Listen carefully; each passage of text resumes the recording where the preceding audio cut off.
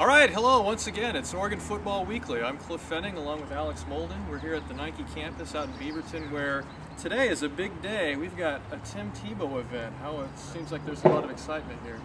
Yeah, a lot of excitement. We got the Heisman Trophy winner a couple years ago on campus, and sharing some of the stories and meeting some of the kids a little bit later on. So, yeah. So back to the on to the Oregon Football League. So this week is the final week of the season, 8th week, and got a couple of very big games coming up. It's the league standings. Portland's up there 7-0. They're working on their way of trying to play into the national championship game. So they got to win games not just by a final score, but by an impressive final score. They've been doing that pretty well. So they're 7-0. Uncle Valley's 6-1. The Oregon Outlaws 4-3. They qualified for the playoffs last week. Vancouver, Klamath, and the Rogue Warriors, they're all at 3-4, going into the last week with a shot to make the playoffs. Springfield, they won last week. They're at 2-5, and High Desert, they're 0-7, still looking for that first win of the season. Normally we bring the athletes of the week, but we kind of stumbled this week. So Russell Schneider, for the quarterback for Portland, he's probably going to be the offensive guy. We're still trying to find that defensive guy. So, doggone, no defensive guy just yet. So this week we got a very big game down in Cottage Grove, where the Springfield Buzzards play their home game. They're playing against Vancouver. Vancouver, if they win, they're in the playoffs. So all they have to do is win. They're in the playoffs. Klamath, the Crusaders, they're going to be playing over in Bend at High Desert, and they need the Vipers to lose. So they're looking for an upset there. So Alex, you've been on that side where you're trying to pull an upset maybe for somebody. What's the biggest upset you were involved in? Oh boy, let me see the biggest. I've been on the other side a couple of times, but I think the biggest upset was probably in 2000 when I was with the New Orleans Saints. And we went to St. Louis Rams, and they had just won the Super Bowl the year prior. And we went to their house and beat them for us to get into the playoffs and to win our division.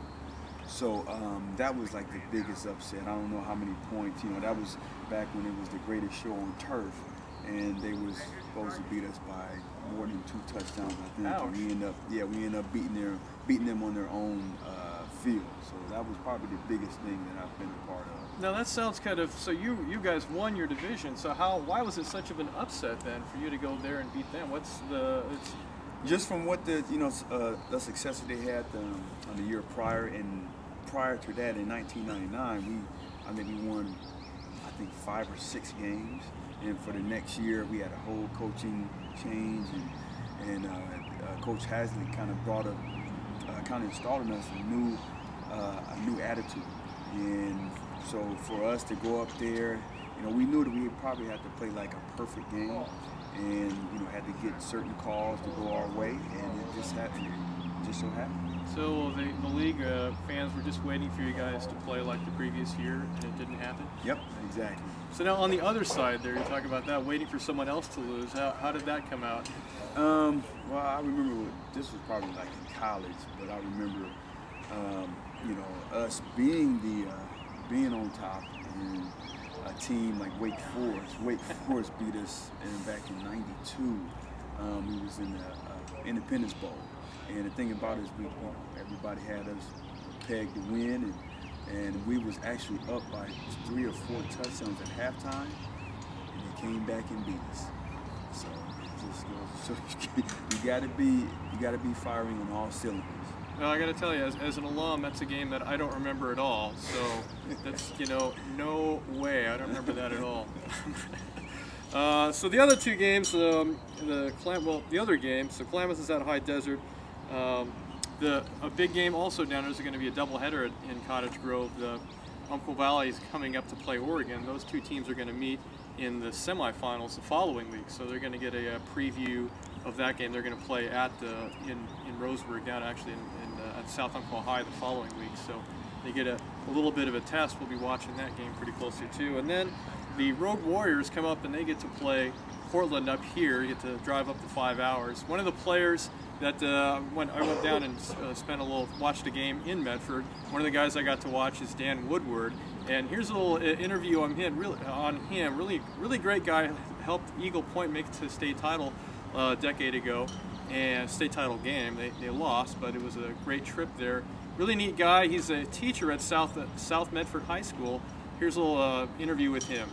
Portland's tough. They're always tough. I mean, they got a great squad up there. They're very well disciplined. They got a lot of things going. And the Rogue Valley, you know, we kind of took a split a couple of years ago. We got a lot of guys playing for other teams, so we're trying to make the best squad we can with the Warriors. And the greatest thing we have is the tradition of our past, and we're just trying to keep that going and keep making Harry proud and wearing the purple. And you look at that championship trophy, you know, we got 5 on there, so we got a lot of history. We were in this league from the beginning.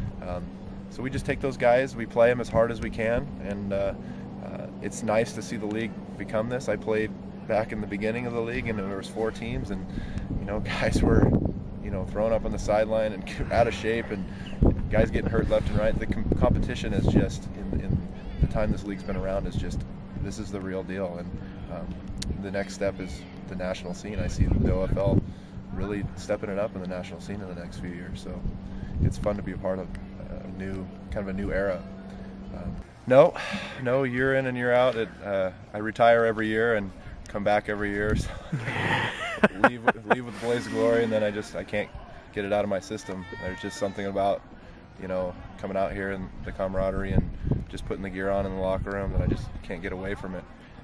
I've been lucky and haven't sustained an injury my entire career. All the football I played, nothing that's kept me, you know, from second guessing myself and coming out here. So I love the game. I love these guys. A lot of these guys I played with for 15, 20 years. Some of them I played against for 15, 20 years. And it's kind of fun to come together, a bunch of old guys, and keep it rolling. You know. So I'm a teacher. I teach at South Medford High School, and it's kind of a weird dynamic to go to school or have kids come out and watch you play, and it just, sometimes you feel like a kid again talking about playing football. It's like, what are you doing this weekend? You know, going to the beach, or, you know, going to go with your family? So, well, no, I got a football game. I'm quarterbacking in a football game, you know, and I'm 32 years old. So it's fun, and it's different, and it makes people look twice, and I like that. And it's, you know, as long as I'm still healthy, I'm going to keep doing it. So. Lastly, we'll go to my weekly thing, spring football, which is one of my loves from my childhood. So I pulled out my gigantic, huge folder of stuff that I got. This is from the Denver Gold. It was a big folder, so I just put all my stuff into it. Here's my kickoff magazine from one game I got to go to in LA. My team, the LA Express.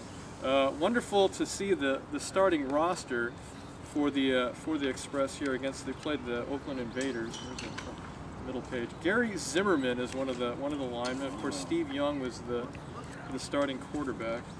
So we got Gary Zimmerman there as a lineman. Mike Ruther was one of the linemen. Freddie Scott's a receiver.